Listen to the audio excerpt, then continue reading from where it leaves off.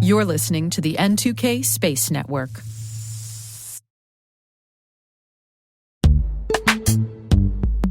This episode is brought to you by Palo Alto Networks, the leader in cybersecurity. As AI-driven attacks increase, organizations can't afford to have network security that's stuck in the past.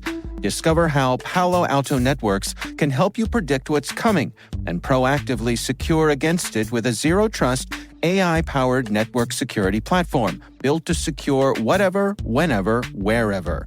To learn more, visit paloaltonetworks.com/network security platform.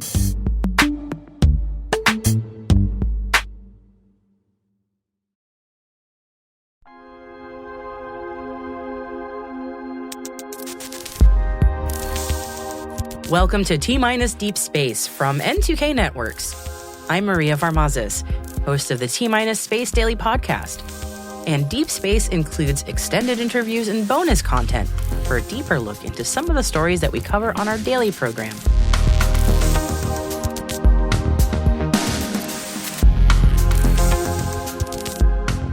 When we think about firsts in space history, we often think of the rocket launches by Robert Goddard, or Yuri Gagarin being the first man in space, or, of course, Neil Armstrong and Buzz Aldrin's first steps on the moon. But what about Apollo 8? The story of the first journey for mankind away from our home planet is retold in the book Rocket Men, the Daring Odyssey of Apollo 8 and the astronauts who made man's first journey to the moon. I had the incredible pleasure of speaking to author Robert Kurson about capturing the story of astronauts Frank Borman, Jim Lovell, and Bill Anders. I'm Robert Kurson. I am a Chicago-based book author.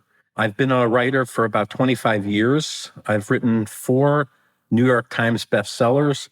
Before going into writing, I was an attorney, but was not good at that job and did not like that job. So that's how I kind of found my way into writing. I know many lawyers, ex-lawyers, who can relate to that story, but it's a career path that a lot of people have chosen, and then they go, no thanks. Robert, thanks so much for joining me today. I greatly appreciate it. And one of the reasons we reached out is your book, Rocket Men, which is a book that I have had the pleasure of reading. It's quite an amazing read, to be honest with you. The Apollo 8 story on its own is compelling, but the way that you tell that story, it's clear how much work and love went into that.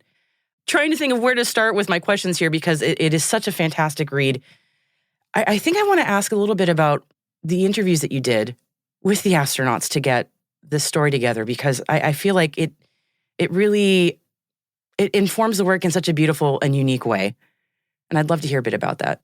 Thank you, Maria. It's, for me, any story is really first and foremost about the people involved.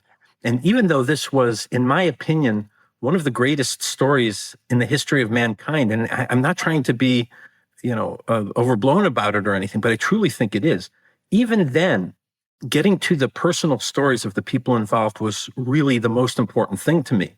And it was my great, great fortune that all 3 of the crew of Apollo 8 were living when I undertook this project and were eager to participate with me. And even more than that, they welcomed me into their homes and families and made me feel like I was part of the story. I mean, they took me back 50 years with them and kind of put me in the command module with them, but not just in the command module, but in their homes. And the opportunity to get to know them truly as human beings, even before I got to know them as astronauts. And just as importantly, to know their families, their wives and their children, really made the story come to life for me and filled in every bit of what is, as I said, I think one of the greatest stories in our history. That humanity is so compelling in the book. To me, I've looked at the body of your work, and so much of it focuses on these extraordinary stories. And in the case of Rocket Men, you do find the truly human in them. And also in their wives, the story of their wives woven throughout. Not a lot of attention is paid to those relationships and how they often inform these extraordinary people. And I really love how much you brought in the wives' experiences. I know that they're not the stars of the show, and we talk about Apollo 8 necessarily, but it informs so much of how much I personally connected with the story. Just I can relate a lot more to the wives than I can to these extraordinary men who've been around the moon. And I just love how much color that gave the story. I'm sorry I'm fangirling a little bit, but I found that really just amazing that you got to know them over so much time, and that just must have been incredible. Well, thanks, Maria. The interesting thing, I'm kind of embarrassed to say that when I first went into the project, I was so excited about the idea of this journey, which was really humankind's first ever journey away from home and our first arrival at a new world, our most ancient companion, the moon. I was so taken with that that I didn't really pay much attention to the idea of the wives and the children. But as soon as I met the astronauts, not one of the three could describe the success of his mission or the success of his life without constantly referring to his wife.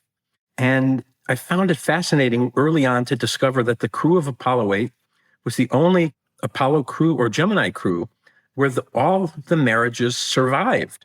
Because being an astronaut was very, very hard on marriages.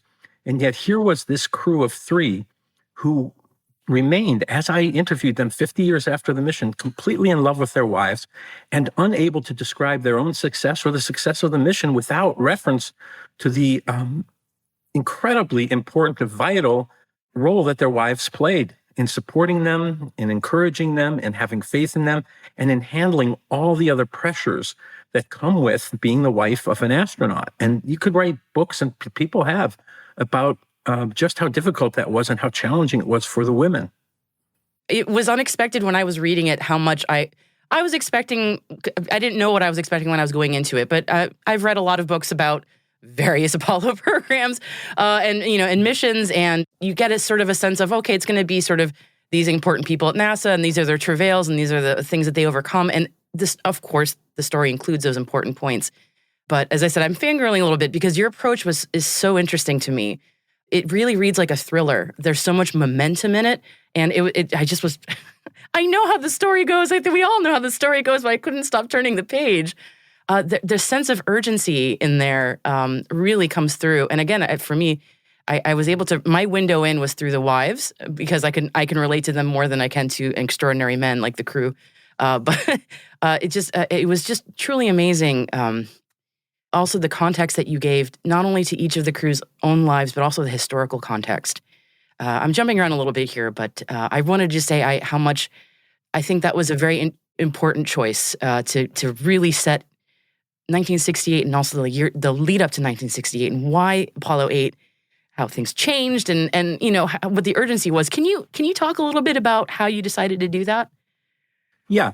Again, when I first discovered the story, and I discovered it by accident, I was wandering around the Museum of Science and Industry in Chicago, which is my home, and I was showing friends a U-boat there that is the exact model of a U-boat I wrote about in my first book, Shadow Divers. So I wasn't there to see anything space-related. I was there to see a submarine. But it's very difficult to find your way out of this glorious museum of science and industry in Chicago. And I took a wrong turn or two and found myself in the Henry Crown Space Center. And there was this spacecraft. And I looked at it and it said, this is the command module of Apollo 8, which made mankind's first journey to the moon. And that thrilled me so much. I just couldn't believe that I'd never heard of Apollo 8. I knew about Apollo 11, like everyone, and Apollo 13, because I'd watched the movie. But I thought, if this is true, this is perhaps the best story of them all. And I raced home and did my research. I was so thrilled, Maria, and I couldn't get over this idea. But as I started to get into the story, I realized that the year that this mission took place, 1968, was a character all of its own and a story all its own. And as I read further and reflected on it, I realized that one could make a very serious argument that 1968 was the single worst year in American history. You could probably pull some Civil War years and some other war years, but in terms of what was going on in this country, it might not have a parallel. You had the assassinations of Martin Luther King and Robert Kennedy. You had racial strife and social strife all over the place. There were terrible class divisions. There were riots in the streets. It seemed when Apollo 8 was ready to launch that nothing could bring this country together, that it was irretrievably and maybe even fatally torn apart. And that is the backdrop for this incredible mission. And not just a mission that flew on any random time in 1968, but flew in the very last days of 1968 and had as its plan to orbit the moon on Christmas Eve. And so that alone started to make me think, my gosh, what a backdrop to this incredibly exciting story, as if it weren't exciting enough just on its own terms. Here they were going to go, and on the, by far the most dangerous space mission of them all, at great, great risk to these three astronauts and to the space program in general, and perhaps to our part in the space race in the Cold War. So much was at stake, but the year and the country itself were at stake too. And so this exciting story, this idea that sent me speeding home from the museum, just kept getting layered and layered with a bigger and more dramatic foundation. I can just imagine that moment in my head. I can absolutely see that. And I think it's such an interesting point that you mentioned, that a lot of people don't know about Apollo 8. It seems like a shame. And I'm, especially after all this work you've done writing this incredible book, why do you think that is, that Apollo 8 isn't more well known? Well, I think that certainly Apollo 11 overshadowed it. So, I was born in 1963, so I'm too young to remember Apollo 8, but I do remember the later Apollo missions, because in grade school, they would wheel in these small black and white TVs and we would watch. And the whole idea was you walked on the moon and you had these images of the men hopping in very low gravity. And it was so romantic to see.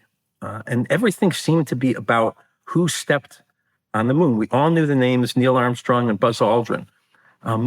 Yet very few people, especially kids, knew the name Mike Collins. So it really was about setting foot on the moon. And then later on, of course, there was such a drama in the Apollo 13 mission, followed by this very fantastic and dramatic film, that brought Apollo 13 to wider attention.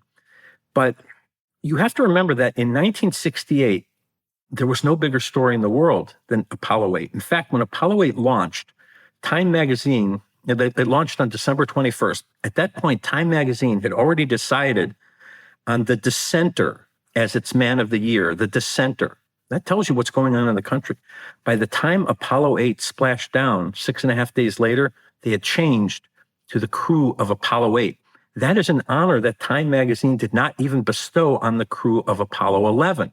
So we knew back then what Apollo 8 meant, but it somehow seemed to get lost in the adventure of Apollo 11 and then Apollo 13.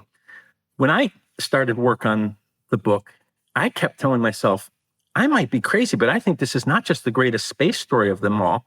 I think this is one of the greatest exploration stories ever.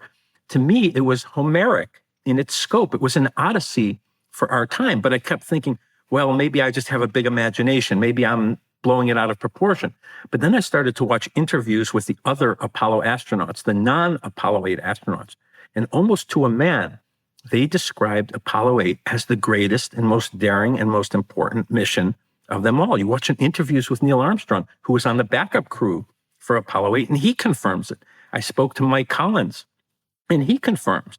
And so the risk, the danger, they were the true pioneers. As Neil Armstrong said, everything we needed to know about going to the moon and landing on the moon was known by the time we went, save for the landing itself. But when Apollo 8 went, nobody knew anything. It was rushed to the launch pad. They planned this mission in 4 months. It was crazy.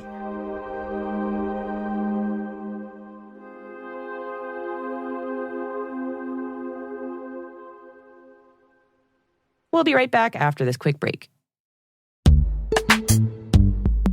Imagine a world where you're always one step ahead of cyber threats, where your defenses are impenetrable because you see what others don't. Welcome to Team Cymru's Threat Intelligence Solutions. With real-time access to the world's largest threat intelligence data ocean, they enable you to turn the tables on attackers. Transform your security from reactive to proactive through accelerated threat hunting and incident response, made possible through automation. Empower your team with visibility and insights to start defending your organization like never before. Team Cymru. Be the hunter, not the hunted. Learn more at team-cymru.com/cyberwire. That's team-cymru.com/cyberwire.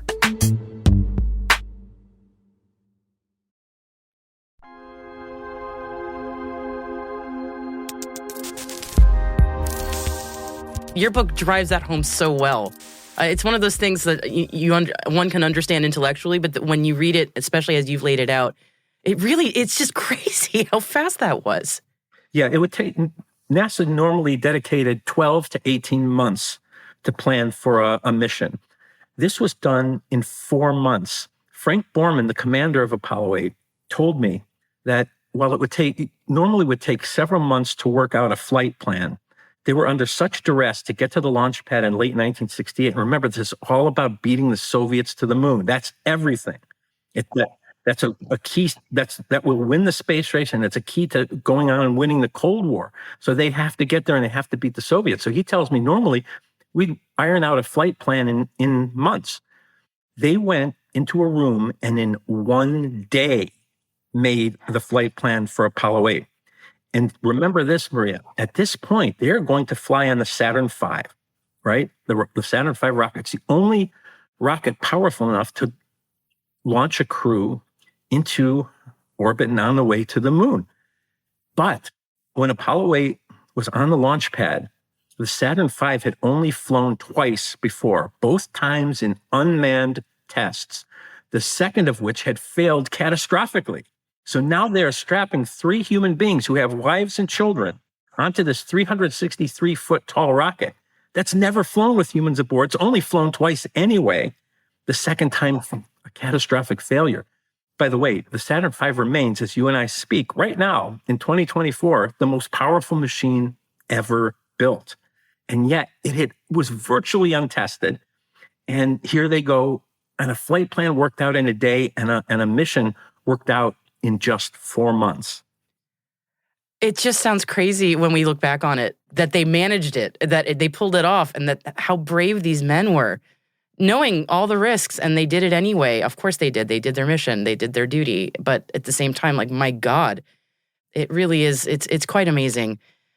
Oh my gosh. When I have to ask the obligatory what surprised you question when you were going on your own quest to write this book. Not an easy thing to tackle, this story. I imagine there were a lot of things that during your own journey writing it that came up and you go, I didn't expect that. Can you share anything like that with me? Well, the part about the families and the wives really was something that was completely unexpected for me. You know, shortly after meeting the astronauts, I understood that they were very nice, kind gentlemen. You couldn't meet 3 nicer guys than Frank Borman, Jim Lovell, and Bill Anders.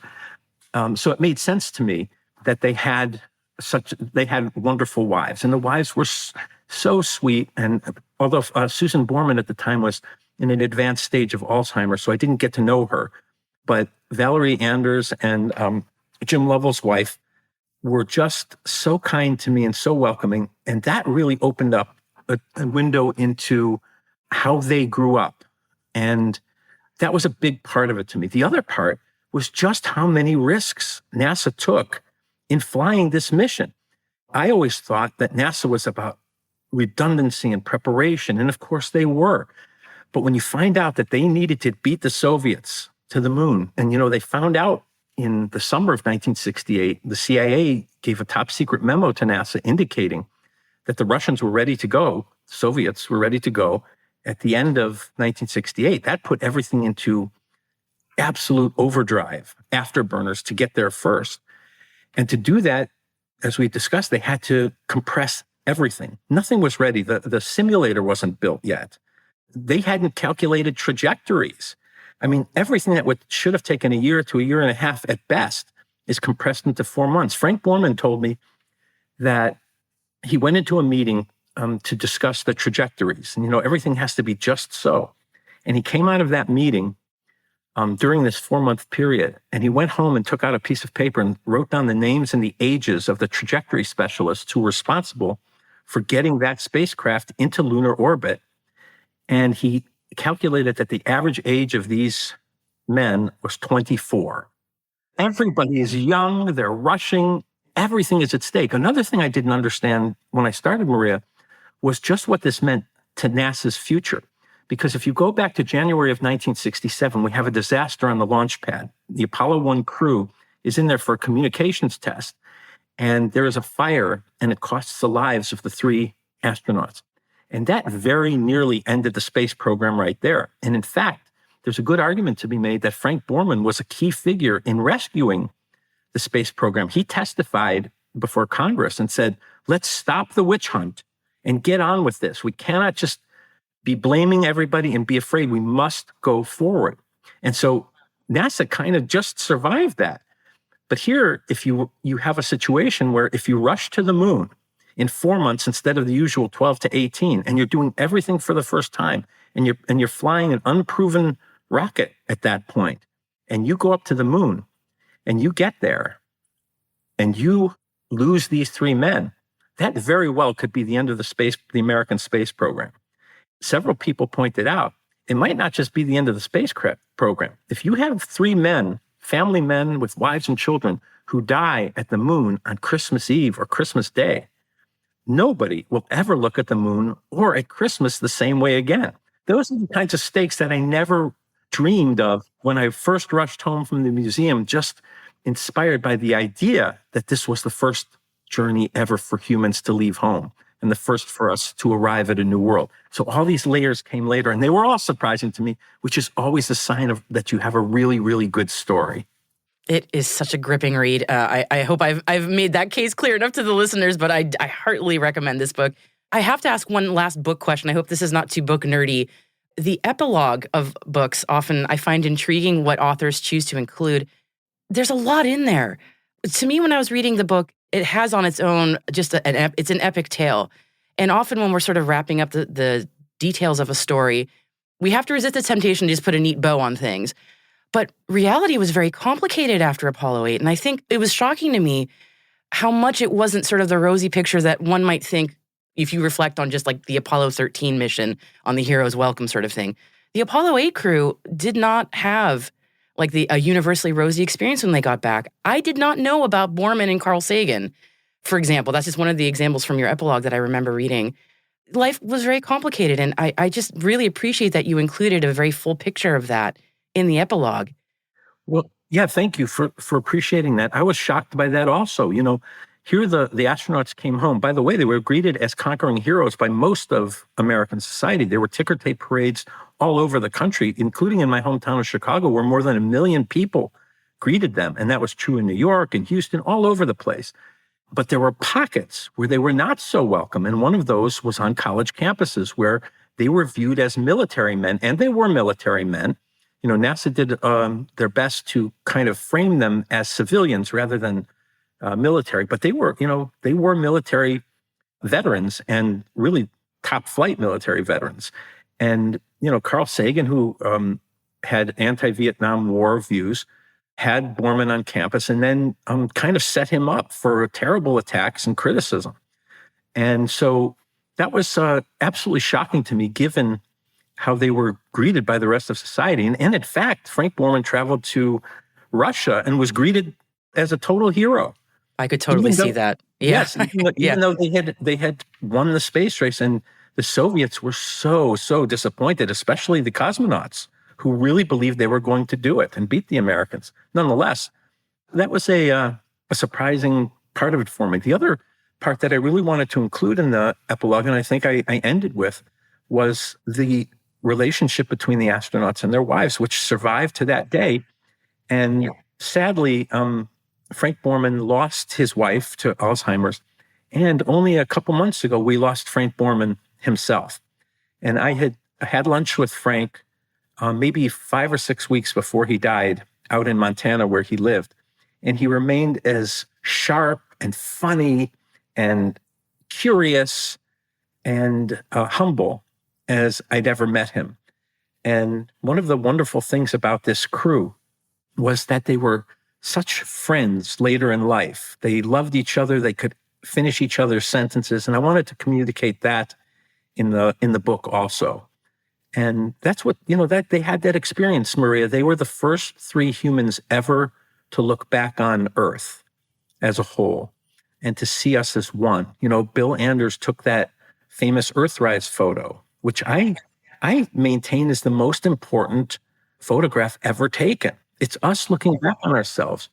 And they continued 50 years later and then some to remember what it meant to view us all as one, not as tribes or as divisions or separate countries or even separate continents, but one tiny small jewel hanging in this infinite blackness of infinity.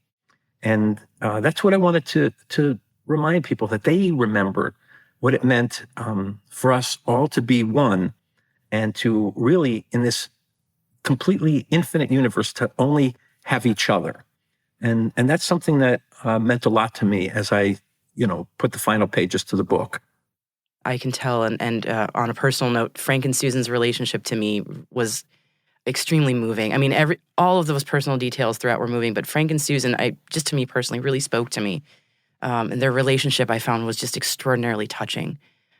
So I just greatly appreciated you put that in there. It humanized these lines of men who have been in my head since as long as I can remember. It really humanized them in a way that I had never experienced before, and I greatly appreciate knowing that more human side of them. It's just a really wonderful thing. And you mentioned Earthrise, and that I think that might be a great way to sort of close out our discussion. What was it like talking to them about Earthrise? And I mean, my goodness, to be a fly on the wall for that conversation. It was so moving that I had to remind myself to keep paying attention and not to drift away in the beauty and the depth of their language. And, in addition to all their other nice qualities, they're wonderful thinkers and observers. And I just heard them out. And one of the things that surprised me was that they weren't prepared for Earthrise. In this push to get ready and to do so much and to learn so much and to train every day, nobody ever told them to expect to see the Earthrise. And so it wasn't just the beauty of what each one said that the Earthrise meant to them, which I recorded very carefully in the book on a page. I didn't want to use my language. I wanted to use their language. And I couldn't hope to do justice to anything any one of the three of them said. It's really worth looking at that page. But the shocking thing to me and to them was that nobody expected it. And they were just cruising along. It was on their 4th of 10 orbits of the moon. And all they saw before them was the grayness of the hills and the craters and the mountains of the moon, gray forever. And then beyond that, the pitch black infinity of our universe. And it was a black, they said, unlike any you could experience on Earth. And that's all there was. And they looked, and all of a sudden, over the horizon, they saw a splash of blue. Blue! That's how they described it. Blue! And then an arc, and then the rise, and then they realized this is Earth. This is home. And nobody told them to expect it. Nobody told them this is what's coming. And they all rushed for their cameras. Frank Borman got the first picture, but he had a short lens and black and white film. But Anders, who was the photographer for the trip, he had the long lens and the color film. And he snapped away and captured that first experience of humans looking back on ourselves. And they described it to me in kind of tones of wonder, as if they were seeing it for the first time again. That's how deep an impression it made on them. So just for that one day alone that I spent with each of them talking about Earthrise, it was worth everything that I put into this book and even into my career. Robert, I'm really moved hearing that. That photo, I agree, it's the most important photo ever taken. It's so stunning. It just takes my breath away every time I see it, even though I've seen it countless times. Thank you for letting me in a little bit about what that was like. I can just only begin to imagine. You've really taken me there. I really appreciate your generosity and everything you've told me. And again, what a fantastic book. I'm just so glad to be speaking to you about it. It's such a great read. Robert, is there anything you want to share with our audience before we conclude today? You've been such a wonderful guest. No, just Maria, I want to thank you. This has been such a wonderful interview. It's truly been a pleasure and a privilege for me. And my final thought is really to keep watching space, because incredible things keep happening. I mean, we see launches all the time now. We're pushing further. And it's just a wonderful time to be alive, to see us continue to try to reach new places in new ways.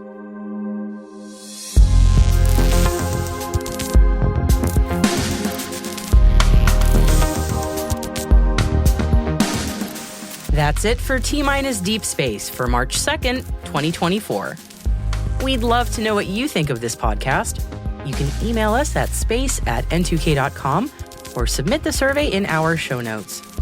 Your feedback ensures that we deliver the information that keeps you a step ahead in the rapidly changing space industry.